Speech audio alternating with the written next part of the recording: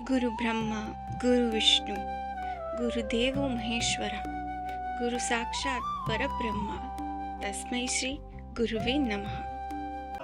नमस्कार, आप सभी का स्वागत है।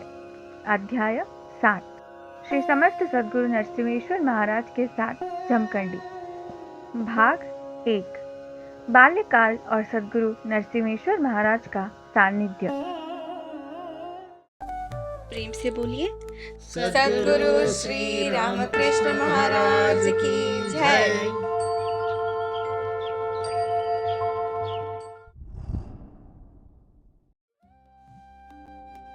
सन 1953 का समय।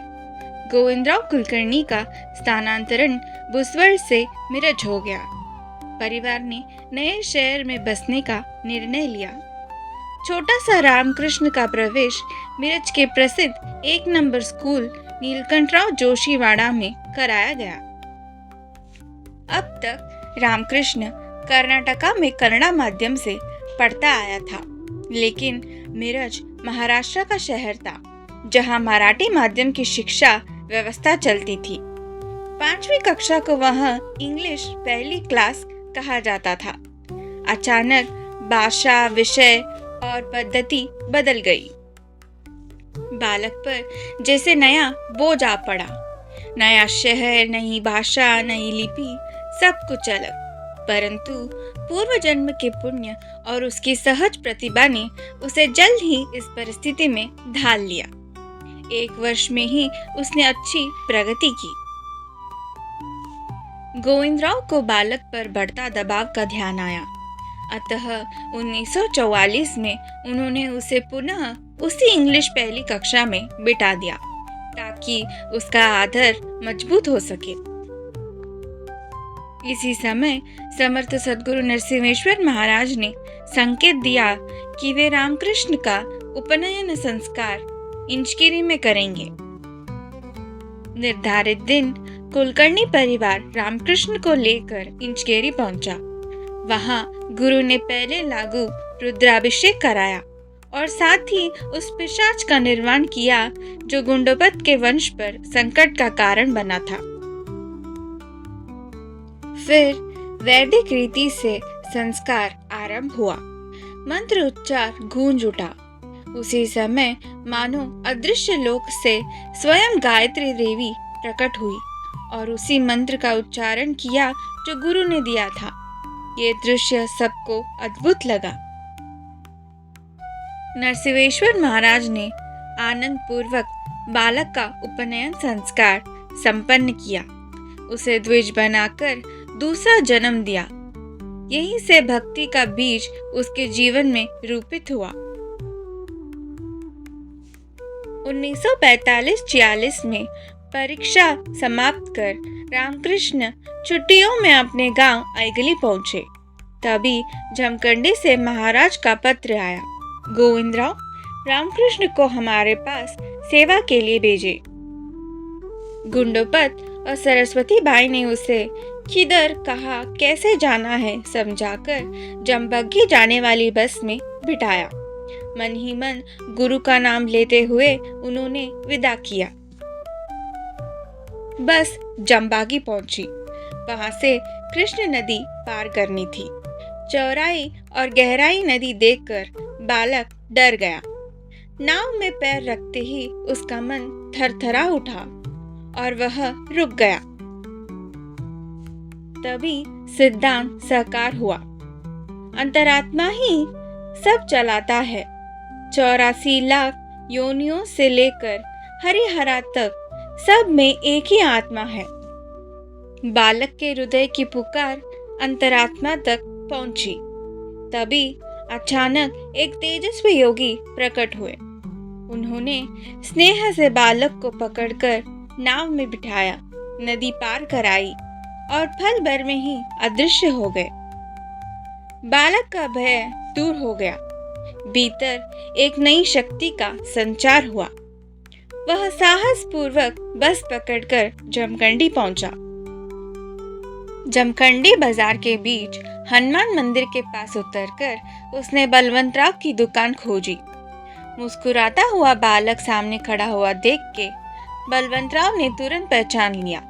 यह वही बालक है जिसके बारे में महाराज ने कहा था, और उन्होंने पानी पिलाया और फिर उसे महाराज के पास ले गए।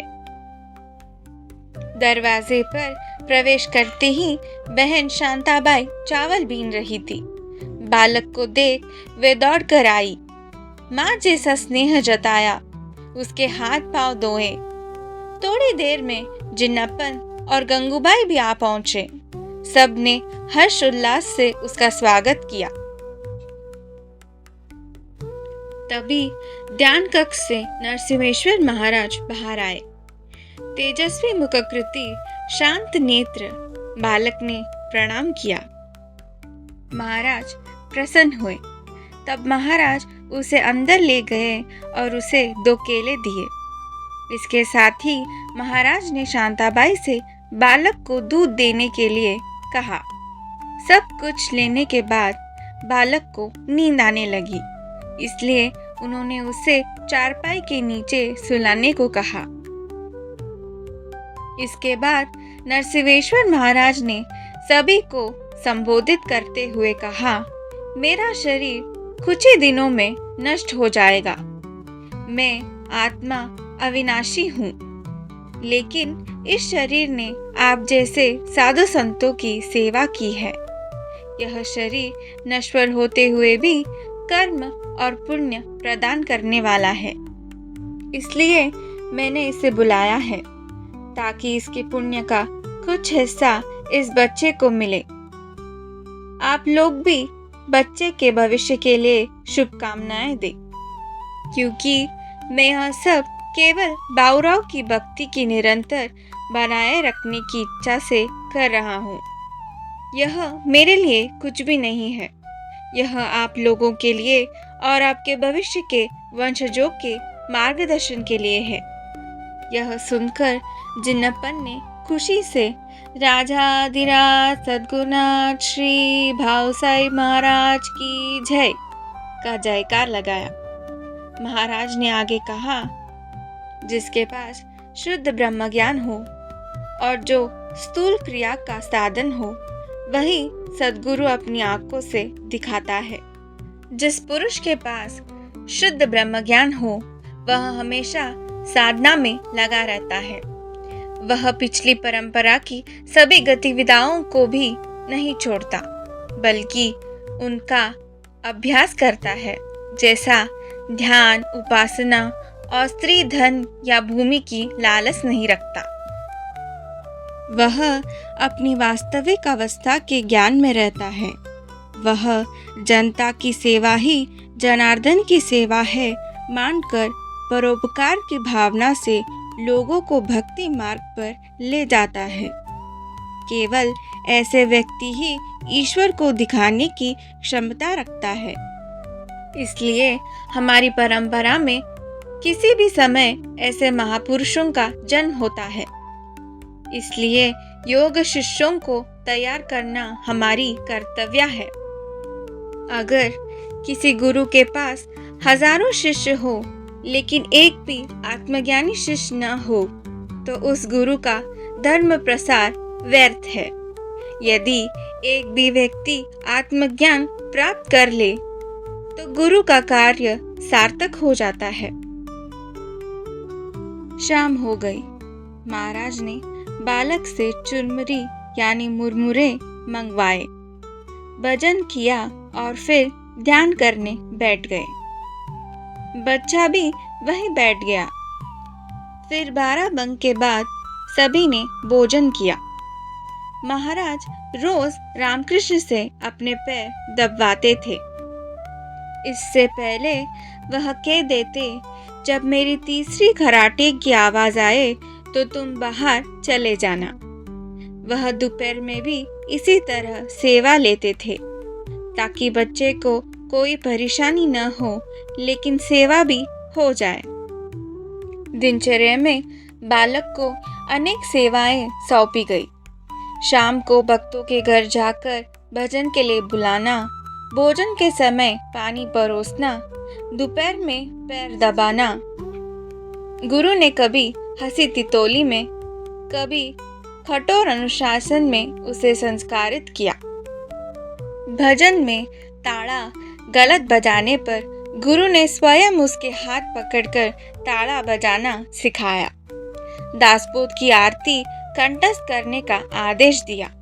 7 दिनों बाद बालक ने संपूर्ण आरती सुनाई तो गुरु ने पेड़े देकर आशीर्वाद दिया। बाल सुलभ चंचलता भी थी। एक बार पेड़े जेब में रख दिए, रात को चूहों ने खा डाले और जेब फट गई। सुबह गंगूबाई ने यह प्रसंग सबको हंसी में सुनाया। भक्त आनंदित हो उठे। एक अन्य दिन बालक ने बावरा की तस्वीर के सामने रखी चुरमुरी यानी मुरमुरा चोरी से खाई। दूर बैठे गुरु ने मुस्कुराते हुए उसे देखा। गुरु माता, गुरु पिता और गुरु भाई बंधुओं जैसा यह रिश्ता था, जिसमें नरसिम्हेश्वर महाराज ने बालक श्री रामकृष्ण के विकास पर अपनी अपार कृपा दृष्टि डाली थी। जब ऐसे आनंददायक और उत्साहपूर्वक प्रसंग चल रहा था, छुट्टियां भी पूरी हुई। नरसिम्हेश्वर महाराज ने अपनी हाथों से बालक के लिए एक जांघिया, गद्दा और शर्ट सी कर तैयार की। उसमें अपनी सूक्ष्म शक्ति छुपा कर दी।